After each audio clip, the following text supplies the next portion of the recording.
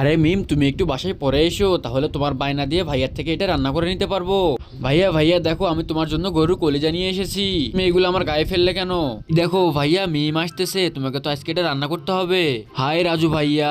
আচ্ছা বল্টু, এই কলিজাটাকে এখন আমাকে দাও। আরে মিম চলো, ভাইয়া ওইটা রান্না করুক, ততক্ষণ আমরা একটু ঘুরে আসি। হ্যাঁ হ্যাঁ যাও, তোমরা ঘুরে আসো, আমি এটাকে ভালোভাবে একটু রান্না করি। রান্না করা দেখার আগে তোমরা যদি তোমার মাকে ভালোবেসে থাকো, তাহলে ভিডিওটিতে লাইক করে দাও এবং চ্যানেলটিকে সাবস্ক্রাইব করে কমেন্টে বলে যাও তোমরা কোন ক্লাসে পড়ো। প্রথমে এই কলিজাটাকে পানি দিয়ে ভালোভাবে ফুটো ফুটো করে দিয়ে পরিষ্কার করে নিতে হবে। পরে এই কলিজাগুলোকে ভালোভাবে একটু মাঝখান দিয়ে চিড়ে নিতে হবে। এরপরে এই কলিজাগুলোকে গরম পানিতে দিয়ে উপর থেকে কয়েকটা মশলা দিয়ে উপর থেকে একটু তেল দিয়ে দিতে হবে। তেল দেওয়ার পরে কিছুক্ষণ একটু জাল দিলেই আমার মাংসগুলো সিদ্ধ হয়ে যাবে। এই তো বন্ধুরা, দেখতে দেখতে আমার কলিজাগুলো সিদ্ধ হয়ে গেছে। এবার এগুলাকে তুলে নিয়ে একটু হালকা পানি দিয়ে ধুয়ে নিতে হবে।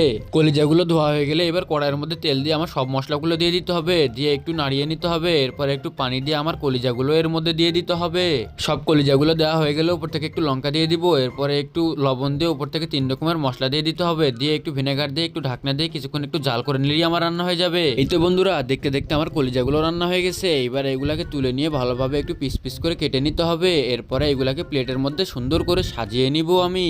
এরপরে কলিজাগুলোকে প্লেটের মধ্যে সাজানোর পর উপর থেকে একটু লঙ্কা দিয়ে একটু ভালোভাবে মশলা দিয়ে আমার স্পেশাল তৈরি সরিষার তেলগুলো দিয়ে দিতে হবে, তাহলে আমার রান্না একদম তৈরি হয়ে যাবে।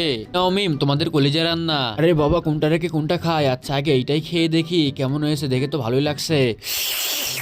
আরে বাহ ভাইয়া, এটা তো অনেক সুন্দর হয়েছে। হ্যাঁ হ্যাঁ, সত্যি অনেক সুন্দর হয়েছে।